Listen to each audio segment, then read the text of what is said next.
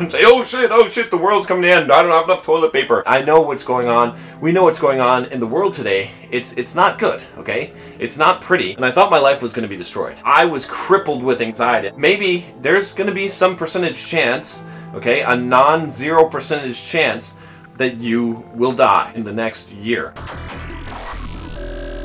Click that subscribe button, join us on this quest, and please, whether you're new or not, click the like button, because the like button helps this content to be discovered by the YouTube algorithm and reach more people. I was not the person that you see here today. I was a completely different person. A lot of it was mental. 7 or 8 years ago, I was working a regular job, you know, I was a contractor, and I remember getting up and going into work one morning and having this little bit of a cough. It's just a little bit of a cough. I started to get a little bit concerned with the cough, like I felt like I was coughing a lot, so I became really conscious of it. I felt like I couldn't get enough air. I kept on trying to, you know, breathe in enough air.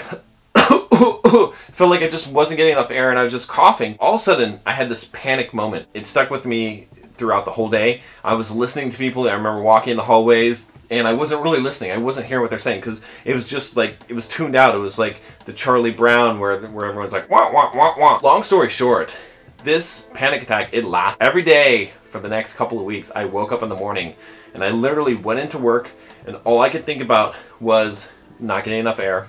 All right, and I basically would go into work and I would go into the bathroom and I would sit on the bathroom stall and I would just sit there and I'd try to pass as much time as possible because I didn't want to interact with people. I didn't want to do anything.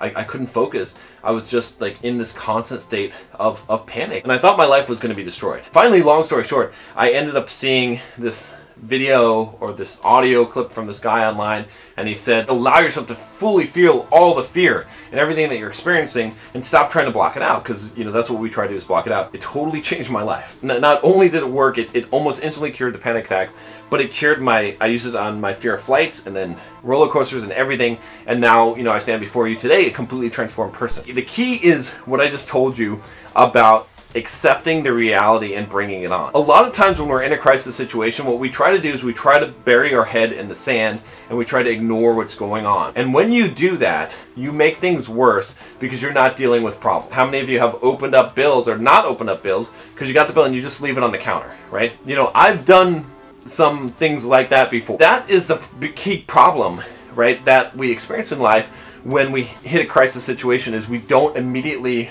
acknowledge and deal with it. The biggest tip that I have for you, okay, in dealing with a crisis situation, you're right, I know what's going on. We know what's going on in the world today. It's not good, okay? It's not pretty. A lot of us, what we're trying to do is we're trying to be very, very optimistic about it or very, very pessimistic about it. And neither of those is the right approach. Instead, what we have to do is we have to face the reality. What is the actual reality today? When we look at this reality and we look at the statistics, all right, maybe there's going to be some percentage chance, okay, a non-zero percentage chance that you will die, okay, in the next year. This is something you must face. John, this is worse. Now you're not calming me down. No. When you accept these realities, all right, you have to accept also the reality. I know a lot of you express your fear. Your greatest fear is that your grandparents or your parents might die. There's a high probability of that happening, especially if they have health conditions. So you just need to face that reality right now. I know you don't like what I'm telling you. I don't like telling you this, but these are the realities. Your business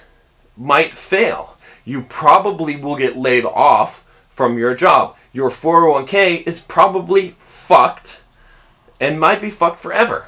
Okay? Like, it might not be coming back in the time that you need it. All right? So you have to face these realities. If things are better, it's great. But one of the things that Stoics do, and one really important exercise, is to basically imagine the worst and then accept it and then move on. And I know this is a really hard thing to do, okay? And I'm not hoping for the worst, all right? Don't get me wrong.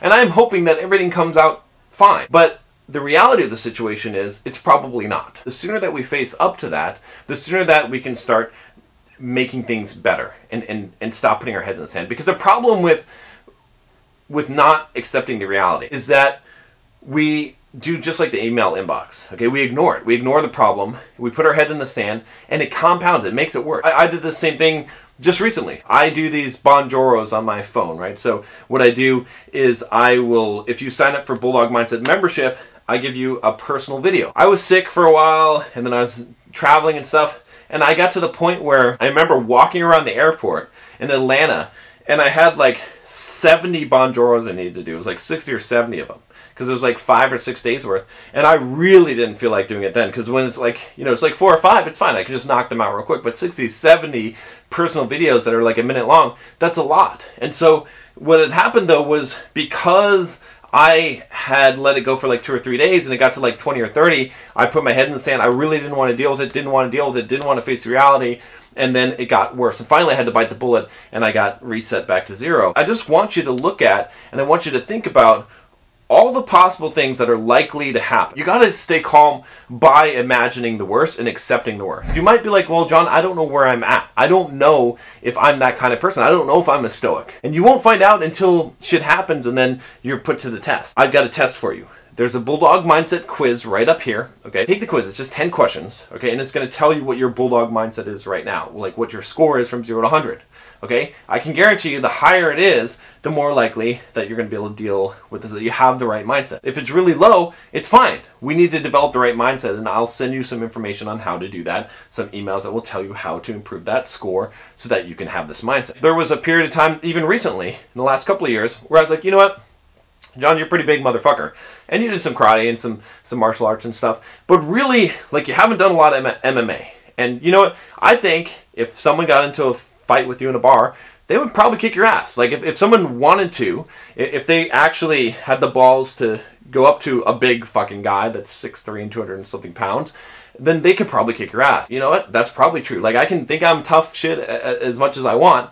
So what did I do? I enrolled in a Muay Thai class, and I started taking Muay Thai. Okay, if I do this, then now I can feel a little bit more confident. But I had to face the reality. Just face these realities. Like, for me in my business, personally, what I've already faced here is that I'm assuming that 50% of my business is going to be cut off for the next 2 years, that all of my investments are going to go down, that a lot of my tenants are not going to pay rent. Okay, and I'm going to have to lose a bunch of money on that, and that potentially my commercial properties may get turned over, and that I may lose the tenants in there and have to have those empty and pay the taxes and the insurance and the bills on that. I'm prepared for that to happen. It's not fun, it's not pleasant, I don't like it, all right? But that's the reality situation. Along with that, I'm prepared that bad things may be happening to people that I know and love. I don't want that to happen, but I've accepted that reality. It's not, I'm not here with a happy smile on my face because of that, but at the same time, I'm going to keep on moving and keep on doing my life and keep on improving things, and I'm going to operate from that position. Okay, well, if that is what's going to happen, and this is the fucking shambles that is going to become my life in reality, how am I going to start building right now? Like, am I going to wait for everything to be destroyed to be built? No, I'm going to start building right now. Remember, keep your head up, all right? Things will always get better, but the people that are going to make things better, the people that are going to survive through this, are the people that have already envisioned the worst and accepted that. Everything, literally everything, is better than the worst.